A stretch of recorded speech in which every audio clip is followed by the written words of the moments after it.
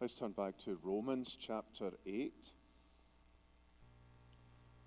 Romans chapter 8, and we're going to look at verse 18 especially this morning.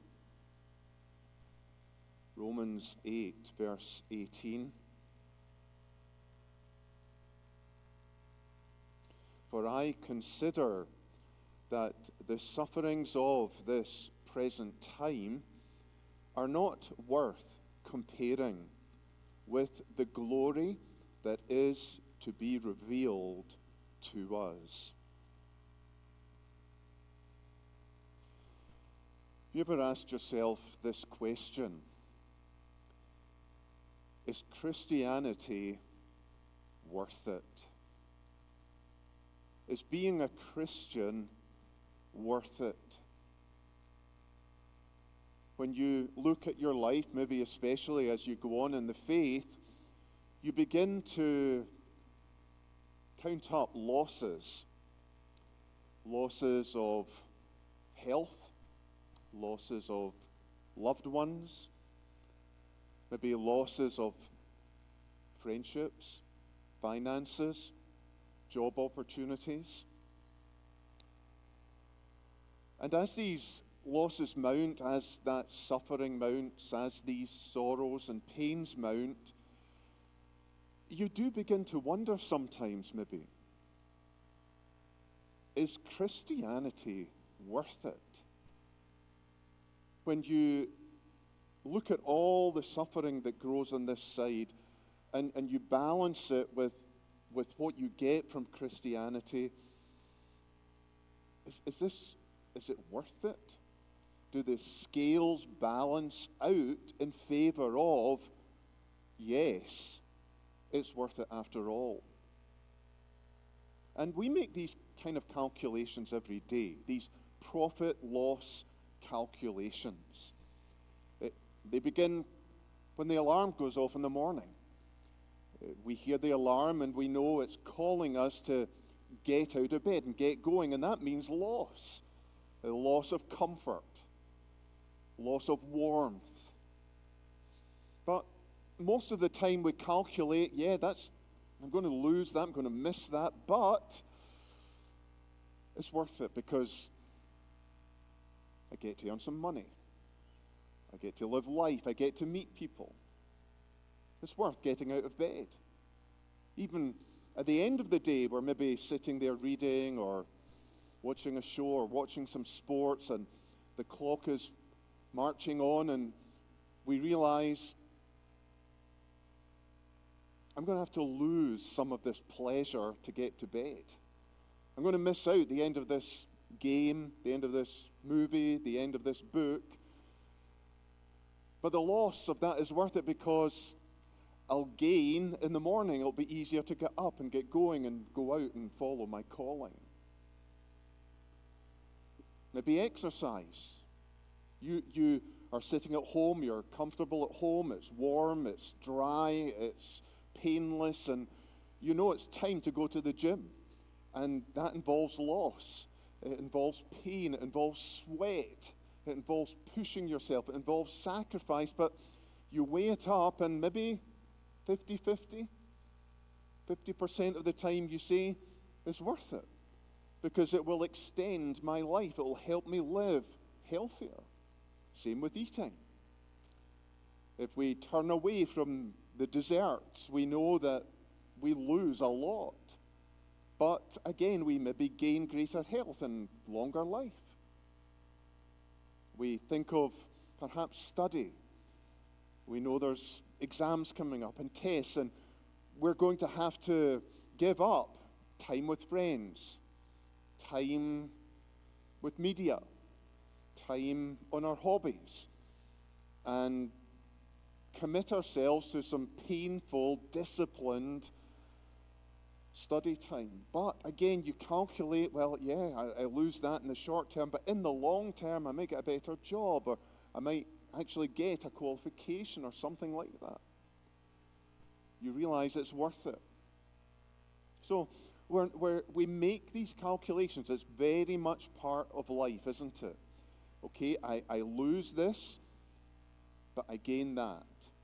And when I look at the loss and the gain outweighs the loss. And so I do get up early. I do go to bed early. I do eat and exercise and go to work and study and so on and so on. Life really runs on this kind of math. And Paul tells us here that I've done the math when it comes to life. I've done the math when it comes to calculating the balance between the losses that we suffer in this life compared with the gains in the life to come. And he's going to share with us today whether the gains at the end outweigh the losses of the present. And if you want the short answer, he says, I consider that the sufferings of this present time are not worth comparing with the glory that's to be revealed to us. That's the short answer, but as the teachers say, let's look at the working out of that answer. These words, I consider, it's actually the language of math. I calculate, I reckon, I've done my sums, and now he's going to explain his working to us. And so the first thing we see here is he's comparing on this side the sufferings with the glory. The sufferings of this present time with the glory that is to be revealed.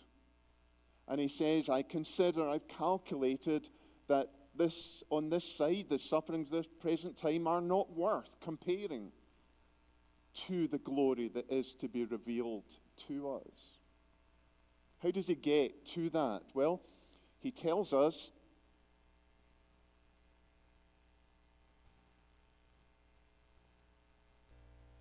the Christian loses a lot on earth. Got to face the facts. I know there's a so-called gospel, a common message that goes out from many churches that says you become a Christian and life is just going to be all health, wealth, and prosperity. That's not the message of the Bible. It's not the lived out experience of Christians. It's a lie. Paul tells us that the Christian has sufferings in this present time. And part of it is just ordinary sufferings. The sufferings that everyone on this earth goes through. Physical sufferings. As we get disease. As we suffer from accidents. As we age. Our bodies weaken. Our bodies go through times of pain. Even mentally. The Christian isn't exempt from mental sufferings. Like depression, like anxiety, like bipolar, even like schizophrenia. The Christian's mind is still affected by the strains and stresses of this world and by the fact that they are fallen, not just in their bodies, but their brains, not just their plumbing, but their chemistry. And then there's also relational suffering. Christians lose loved ones, just like everyone else. We may lose a child. We may lose a teen. And even in old age, it's no less painful. We may lose relations just through the normal, everyday misunderstandings, the confusion, the conflict that comes into marriages, to families, to friendships. And we may lose financially, just like everyone else. We're affected by the stock market. We're affected by the macro, the financial climate of the day. We can be swindled. People can embezzle from us. we are not exempted from these ordinary sufferings. In fact, the Christian will suffer extraordinary sufferings in a way that the non-Christian doesn't. How can we say that? Well, maybe not here in America, but in many places, Christians will suffer physically for their faith. They'll be tortured. They'll be starved. They may even be murdered. It wouldn't have happened if they weren't a Christian. The Christian has extraordinary mental sufferings. The non-Christian isn't affected in their minds so much as the Christian when they see people sinning and people suffering and people going to a lost eternity. Yes, non-Christians can feel that to an extent, but the Christian sees it in much greater depth and horror, what sin is doing, where people are going without Christ. These are extraordinary sufferings on top of the ordinary. And relationally, the Christian can lose relationships because of their faith. They may have to take a stand. That means they lose out on maybe marriage because of their refusal to go along with a boyfriend or a girlfriend. A Christian can have their family divided because of Christian principles. A father and a mother may lose a son because of the son's disagreement with the parents, or the son taking a different path to the parents. The Christian has extraordinary relational sufferings on top of the ordinary. And financially, of course, the Christian can't take certain jobs because of compromise that would undermine their faith. They can't participate in some of the things that others do at work because of their faith, and maybe they lose out. Maybe they lose their job. They lose extra commission. They won't take part in the corruption. So, the sufferings of this present time are not just ordinary, but extraordinary. And then on top of all that, there are spiritual sufferings. The devil attacks the Christian in a way he doesn't attack the non-Christian. As soon as you become a Christian, the devil puts a target on your back. You're tempted often in ways that a non-Christian isn't. And a non-Christian maybe doesn't battle the temptation, just gives into it. The Christian has to fight and battle against it, increasing the strain and stress on them. The Christian has a spiritual warfare against the world, the flesh, and the devil that the non-Christian doesn't.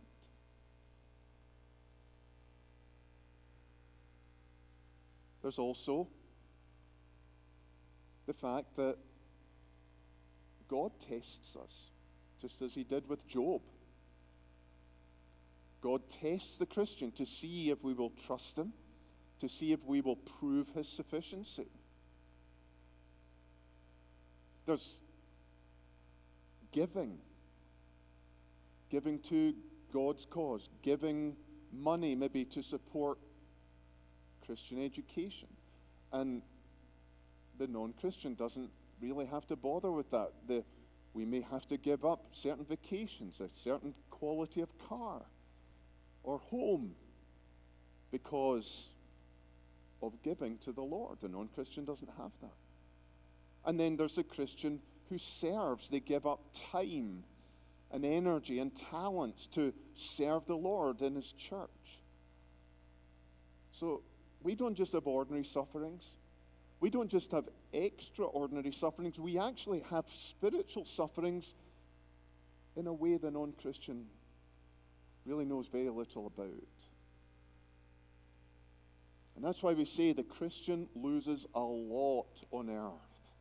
We've got to face the facts, face the reality that we will be sufferers in this world, usually more than non-Christians.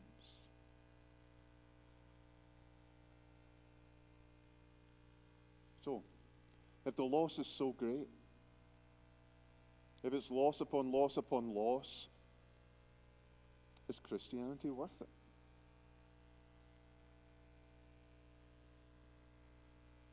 Well, let's look at the other side of the scale. The Christian will gain much more in heaven. Yes, we lose a lot here, but we will gain much more in heaven. And it's also a truth that we gain a lot in this earth too from being a Christian, right? There's so many blessings in this world that God gives us, often compensating for the losses. But that's not the focus of this verse today. This verse is not so much focusing on present compensation, present contributions to balance out the losses. It's really pointing us much further down the road, and it's saying the Christian will gain much more when we get to heaven. The glory that will be revealed more than the blessings that will presently be enjoyed. So what is this glory that will be revealed? What is heaven? I was with somebody recently, and they weren't a Christian, and I was asking them if they believed in heaven, and the person said, yeah, I mean, I believe in heaven because I want to see my dog again. And when people think of heaven, that's what they often think about. It's maybe see a loved one, maybe see more beautiful places, maybe have more beautiful things, maybe see their pets again. That's not the emphasis of Scripture. Yes, there'll be a new heavens and a new earth, no question. It will be unimaginably beautiful.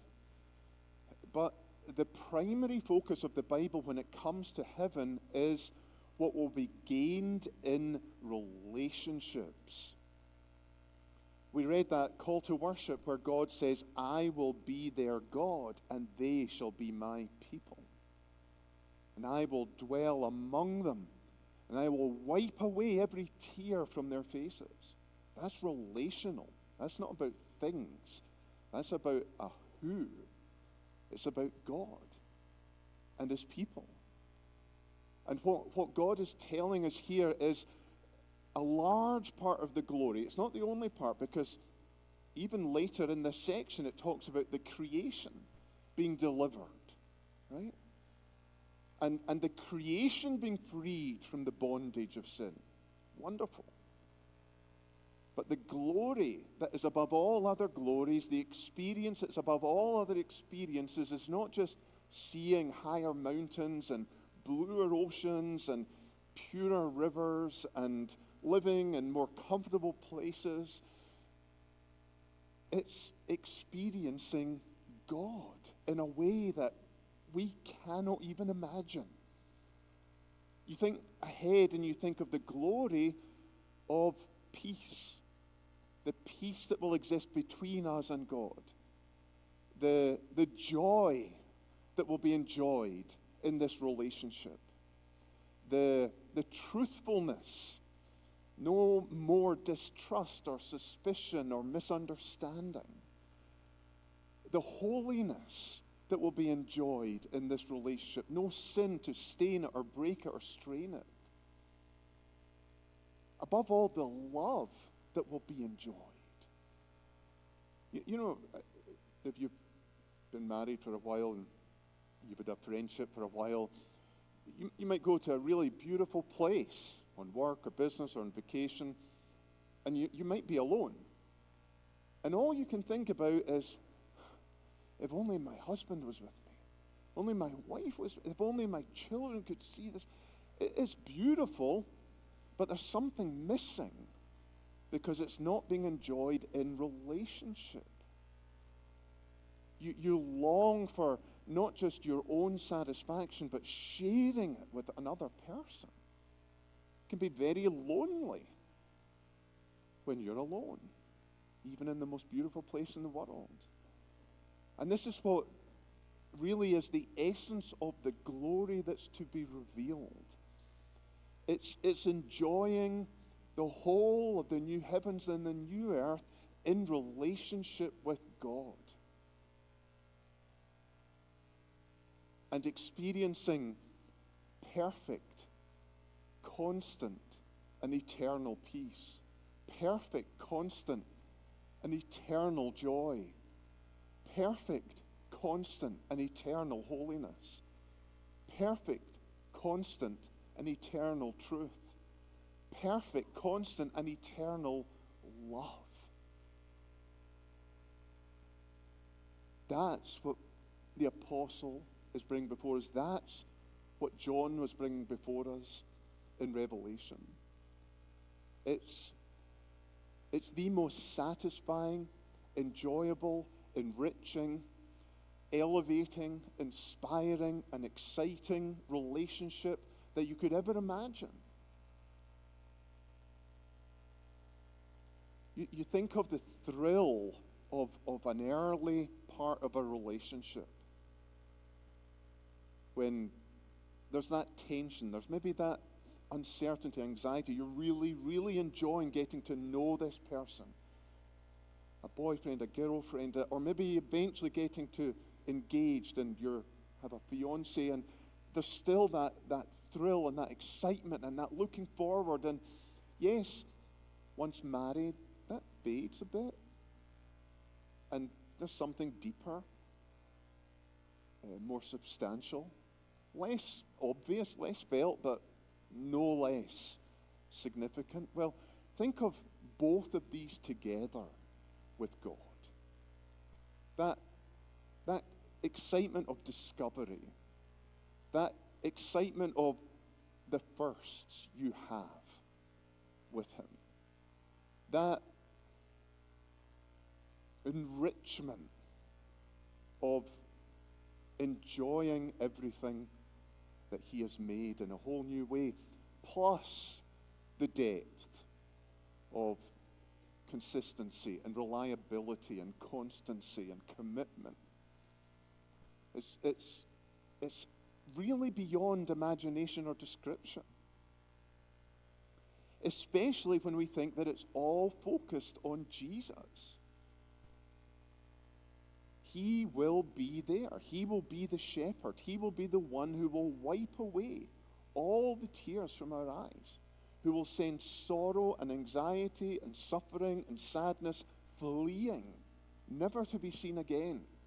All lies gone, all pain gone, all mental torment gone, all relational loss gone, all financial loss gone, gone forever and ever, never to return again. And in their place, seeing Jesus, literally, physically, not just by faith.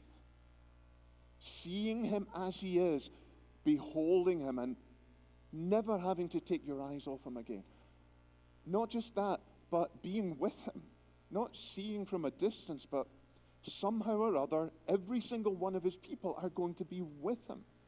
It's not going to be, oh, well, it's his turn today, or her turn today, or this group's turn today. Somehow or other, in some mysterious way, every single Christian will feel like they're the only Christian in heaven.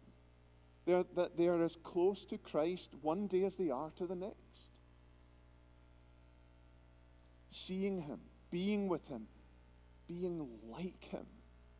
Being like Him, having His image, completely transforming ourselves, not wiping out our personalities, our own uniqueness, but purifying them, elevating them, filling in the missing gaps, removing all that was distorting, remade in the image of Jesus, each one unique and special and like Jesus. This is the glory that will be revealed. It's Jonathan Edwards, the Puritan, described heaven as a world of love. And that's because Jesus is heaven. He is the heaven of heaven. He's heaven's heaven. His love is going to just overwhelm everything. And this is not to minimize suffering. It's not to say, well, suffering. You don't even think about it. It's not. It's not saying present-day suffering is nothing. It's a lot. It's not asking us to deny suffering or minimize it or ignore it. But what it's promising is that suffering will be overwhelmed by this glory. It's so overwhelmed that the comparison between it and the glory will be something like a spark and the sun. It's not worthy to be compared, is it? Or a drop of water in Lake Michigan. Or a toddler, the only child of, let's just say, a king, who loses a piece of Lego and goes into a tantrum. And the king looks at that little toddler who is screaming blue murder because they've lost a little piece of Lego. Saying, if only you knew what's ahead. If only you knew the kingdom, the wealth, the position you will soon enjoy. This is Paul's argument here. It's not, they don't really belong in the same scales. It's like, okay, let's put all our suffering on here, pile it all up. The ordinary, the extraordinary, and the spiritual. Loss upon loss upon loss. Pile it all up. And then on the other side, put the glory that's to be revealed. It's not like there's some competition here. It's not like, I wonder which is going to be heavier. It's like putting a grain of sand on one side and Mount Everest on the other. He says, I've done the math.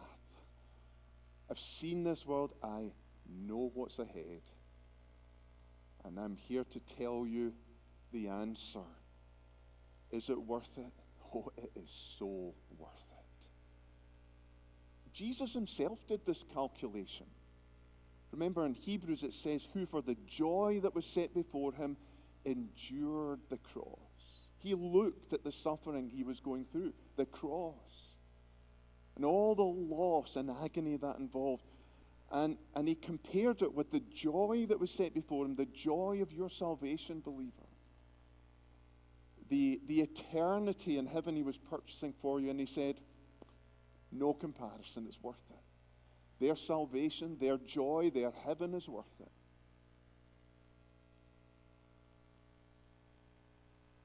Somebody said, Paul isn't minimizing suffering, he's maximizing glory.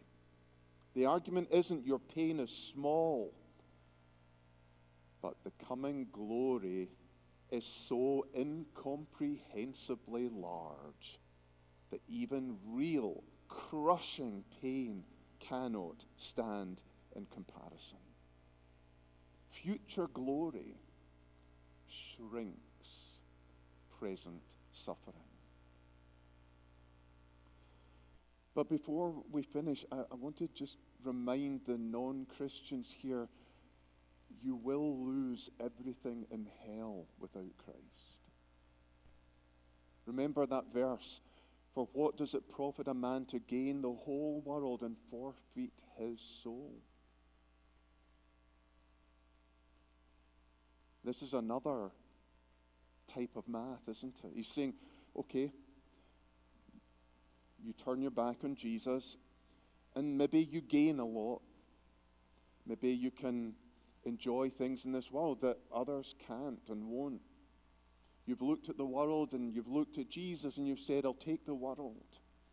And it may be that the world will heap up all that you can have in it in terms of toys and experiences and people and places, and you can have what you want and nothing will be refused to you. You can gain the world,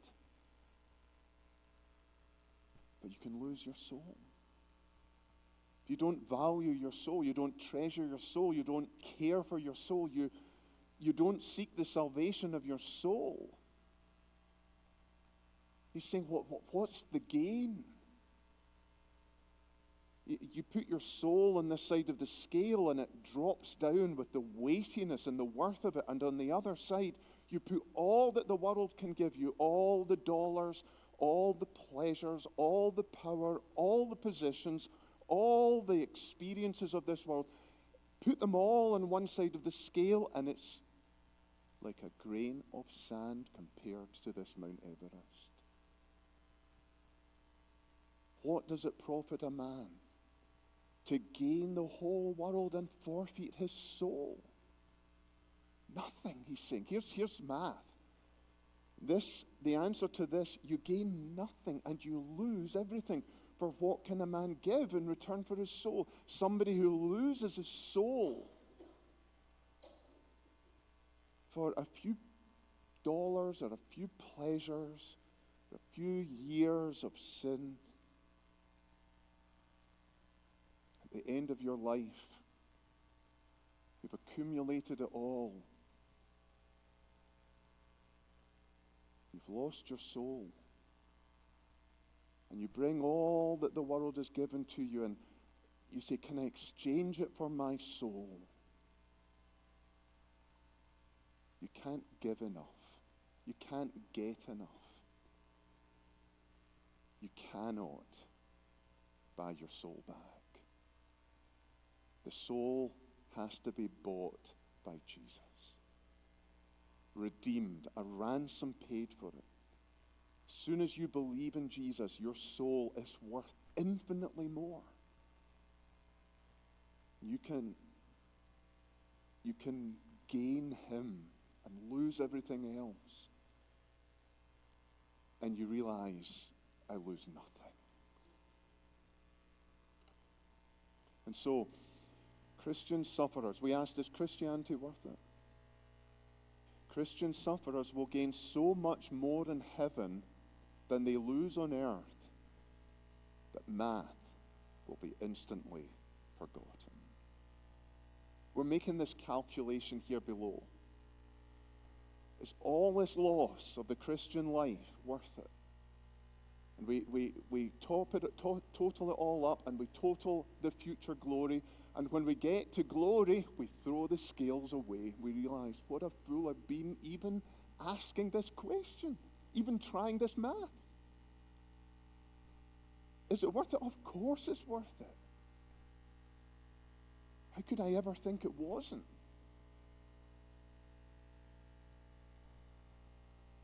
The greatest tragedy is not suffering. It's miscalculating eternity. And Paul says, do my math here, and you won't have to do math ever again. Because one of the greatest agonies of hell will be realizing you're going to be doing math for the rest of your life. You're going to be realizing it wasn't worth it. It wasn't worth it. I added it all wrong. I got the wrong answer. And now I cannot put it right. But you get it right by faith in this math. The second you get to heaven, the first words that are going to come out of your mouth are, it is so worth it. Let's pray.